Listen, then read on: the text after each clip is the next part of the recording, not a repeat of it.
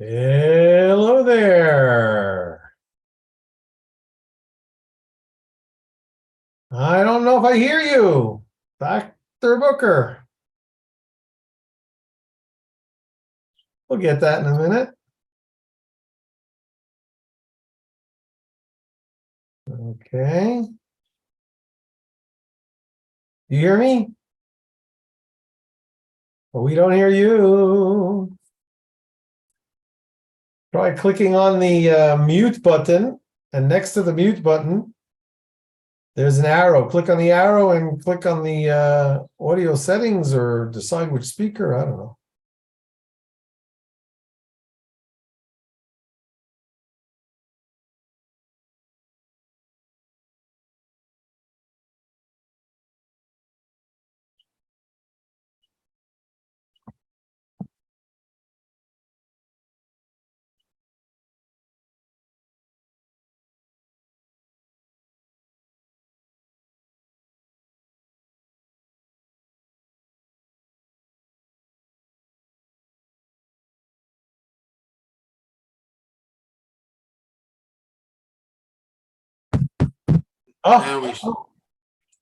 Now we should be fine, right?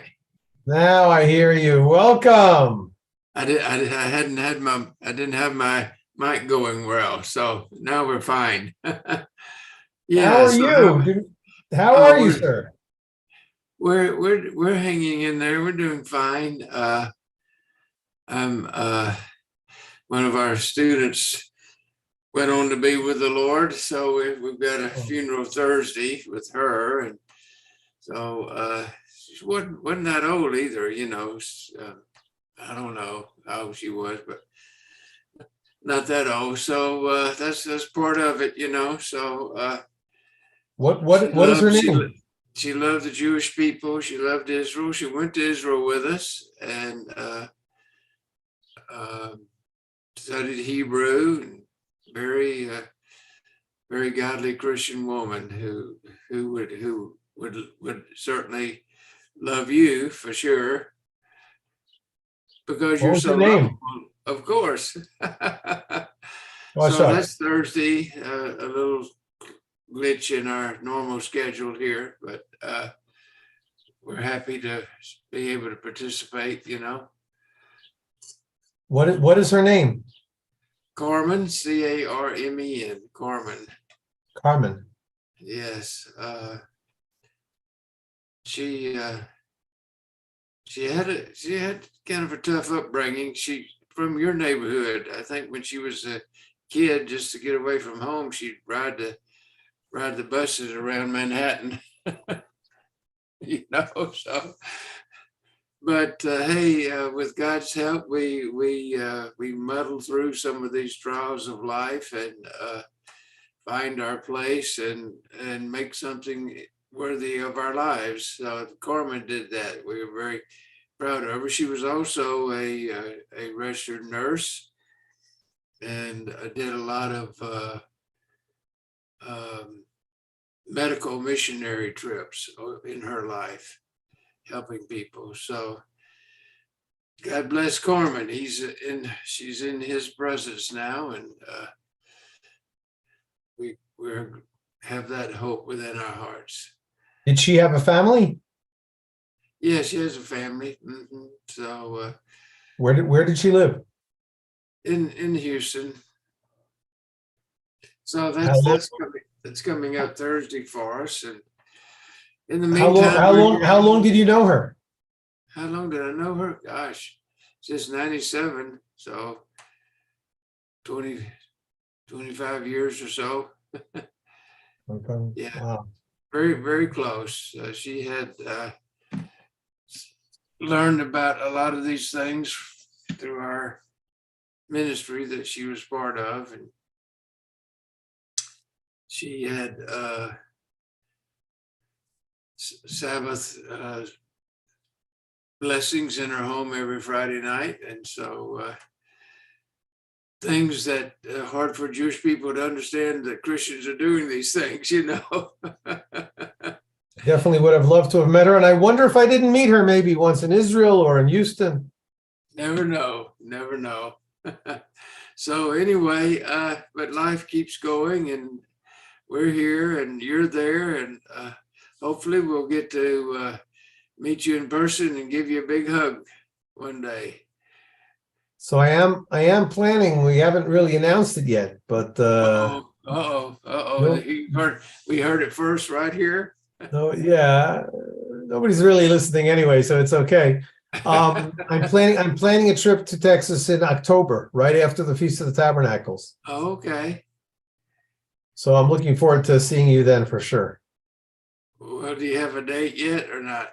I don't have a date that I'm coming, but the whatchamacallit, the Feast of Tabernacles finishes, I think, on the 5th or the 6th or so of October.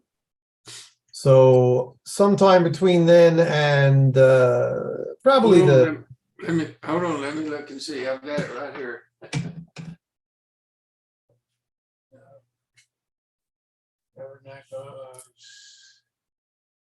Yes, September 29, October 6th. September 29 to October 6th, something like October that. 6th. So I want to stick around, and that's a Saturday. So I want to stick around in Israel for this pilgrimage festival. I can't understand leaving the land of Israel when the Bible tells us be in the land of Israel. You can't leave Israel for Sukkot. We should Right. we need to be there with you. I wish. And so then soon thereafter, I'm going to come, and we'll see what I'll do. I tell you, one of the most wonderful memories that Peggy and I have. We led groups there for 30 years, for mostly almost every time for Sukkot, but a few other times. But as you well know, Zechariah 14:16 says that all the nations will come to Jerusalem and celebrate Sukkot. Yes. So it's the feast for the nations. Our view is God gave it to the Jewish people, but for all people who would discover him in their life and join themselves to him. And so every year with the Christian Embassy celebration event, for years and decades, it started the evening of it down at Qumran and then Gedi Right. in the desert there. And I get emotional just thinking about it because I visualize it all as I'm talking about it. So we would get there with our bus, usually coming down from the Galilee that day. So it was a long ride to get there that evening, And of course, it's going to begin at evening at the caves where the Dead Sea Scrolls were discovered. It was an amazing geographic area. So as it would get towards evening, getting closer to evening, of course we're there, and now they have chairs, but we sat on the ground with the scorpions, and we sat on the ground with the dirt and rocks. But we would be there and unload our bus, of course, and as we would start walking up towards where the activities would be there, but by the cliffs, and you're looking back to the parking lot area, and Yes. you're seeing hundreds of buses carrying pilgrims from all over the world, and they're getting off their buses with their native costumes on from 100 nations around the world. And it's such an emotional moment seeing them coming up to Zion, singing with gladness and joy, celebrating Sukkot. And they're so excited. They're waving their little flags and their Israeli flags, and they're singing and chanting in their languages. And they're coming up for the feast. And this is one of the many memories that we will always have etched in our minds and hearts, seeing all the pilgrims fulfilling Zechariah 14:16 in its seed form anyway, you know. And Why in seed form? Why would that not be the actual realization of that prophecy? well, it is, but not everybody's doing that yet. So it's just a remnant, just a remnant. So that's 5,000. Right, you're right. It's just I understand that 5,000, not 5 million. at most the ICJ would be able to bring about 6,000 people, which is a lot of people at one spot at one time. But we're talking about 6 billion people, aren't we? Yeah, and then feeding everybody. It reminded us, of course, on a very small scale of Moses trying to feed all those people, and so, you know, we had our a meal down there too. You know, The Bible says, "Would the hand of God be short?" I don't know how you say that in English. Let me see. 1 second. And Hashem. It's in Bamidbar, which is Bamidbar, Numbers 11, verse 23. Let's look that up. 1 second. Yeah, I was just in Numbers.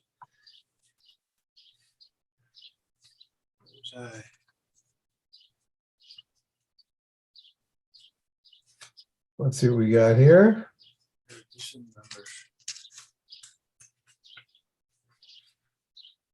The Lord answered. They wanted food over there, Yeah, and so Moses asked God, "What am I going to do? How can I feed all these people? If all of our flocks and herds were slaughtered for them, would that be enough, or would they be fish in the sea that would caught for them? Would that be enough?" The Lord answered Moses, "Is Lord's arm too short, or is the Lord's hand too short? Right. Now you will see whether or not what I say will come true or will come to pass." Well, absolutely.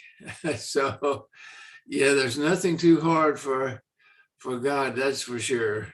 Right.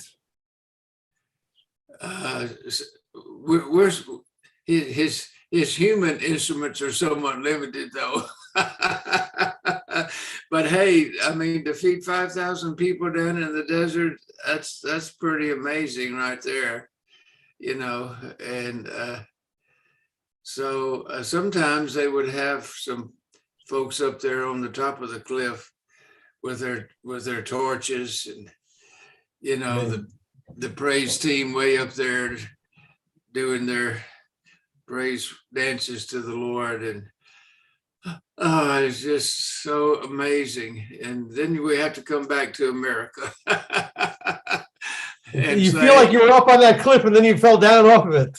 Right. And then we say, well, how many more days do we get to go back? Another 365, you know. So thank you for being there. Thank you for making Aliyah. Thank you for your heart for your land and your people and the God of Abraham, Isaac, and Jacob.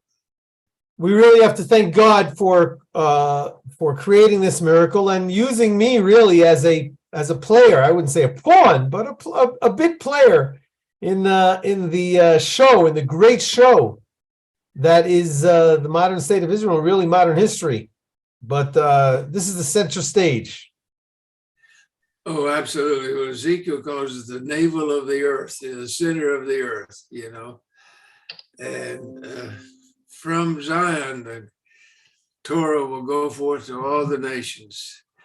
And when Messiah comes, the glory of God will cover the earth as the waters cover the sea. So there's treacherous waters along the way, but in the end, God's word always prevails.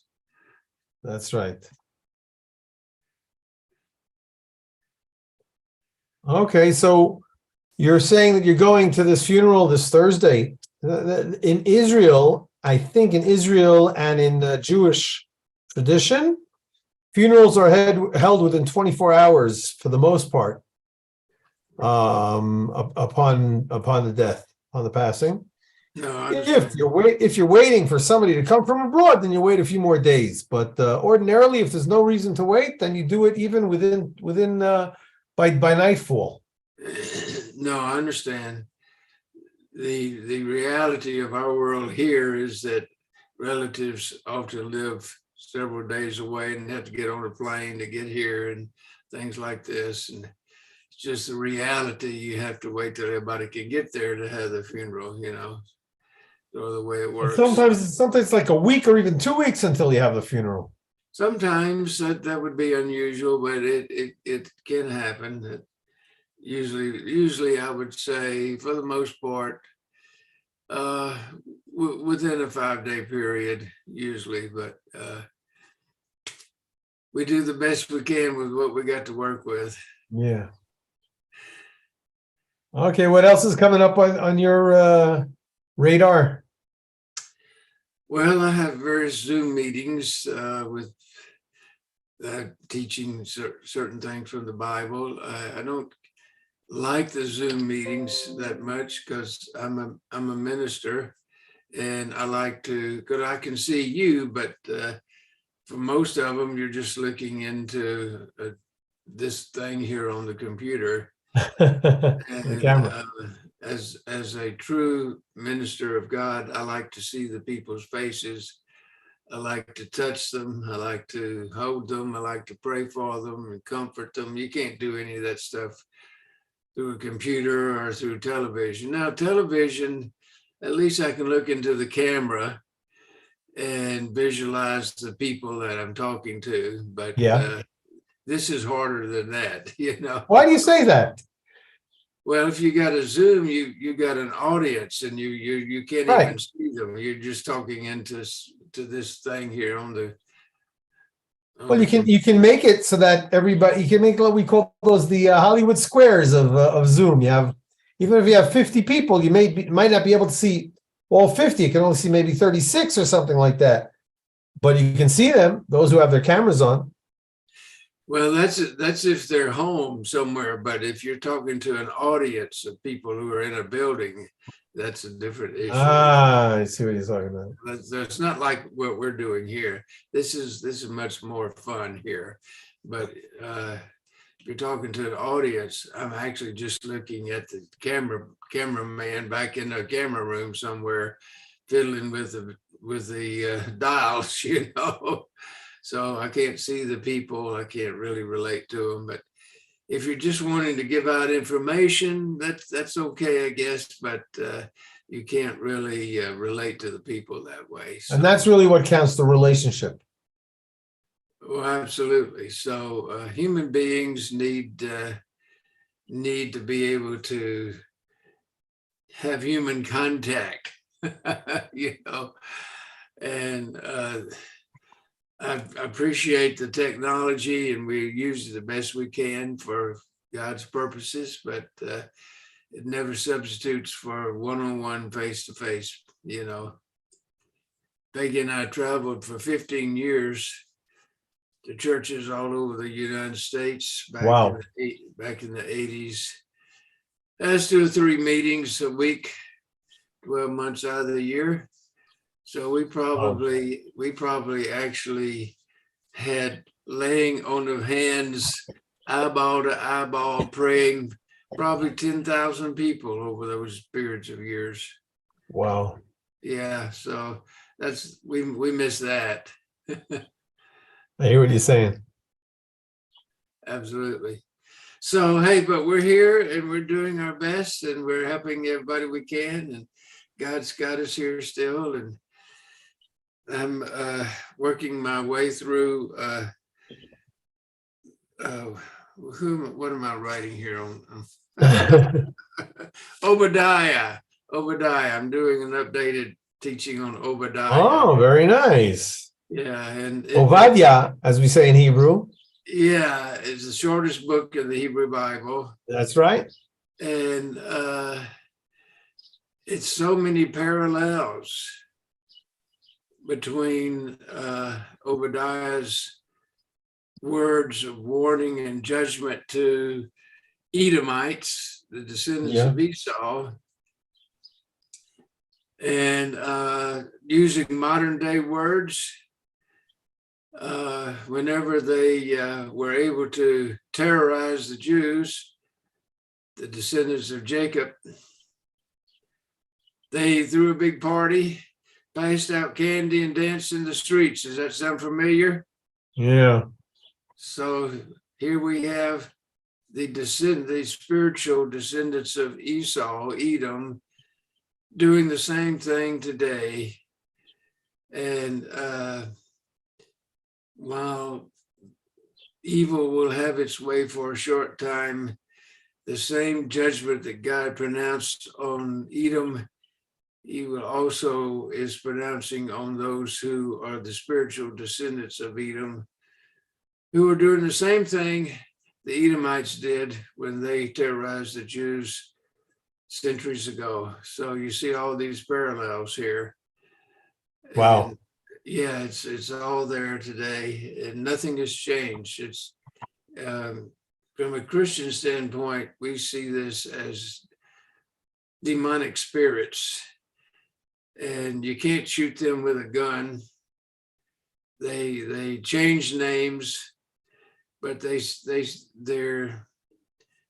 don't die. They just reinvent themselves through different people. And the same spirits are there that were back there in the days of Obadiah. That's how we see these things. Wow. But God pronounced a judgment, and look, Mount Zion defeats Mount Seir. Hallelujah. We look forward to that day. Lord, bring it on soon, please. But we know it's a certainty. For sure.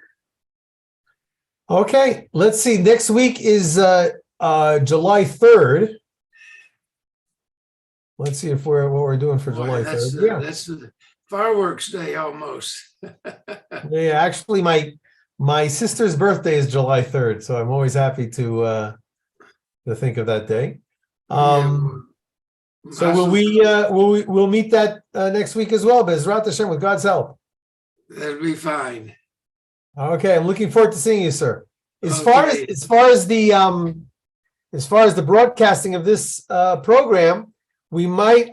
I just had a meeting with somebody new, a fellow by the name of Jason Kaplan, and soon after this, I'm going to meet with another pastor. So this is finally happening what I want, and that is not necessarily meeting every week. So next week we'll continue meeting. I'm going to be discussing it with my assistant. But we might switch over to once every 2 weeks or something like that. Well, I promise I won't take it as a personal rejection. Not at all, my friends. No more rejection. We've been brothers now for, I think, over 2 years. You're extending your boundaries, lengthening your cords, as it says in the good book. That's right. That's right. Shalom, that portion in Isaiah was my haftarah. I read that on my bar mitzvah weekend. Well, very good. Well, we send you God's love and blessings from Texas. Thank you very much. And blessings back from the land of Israel, from God's holy land. Thank you. We'll receive that. Shalom, shalom.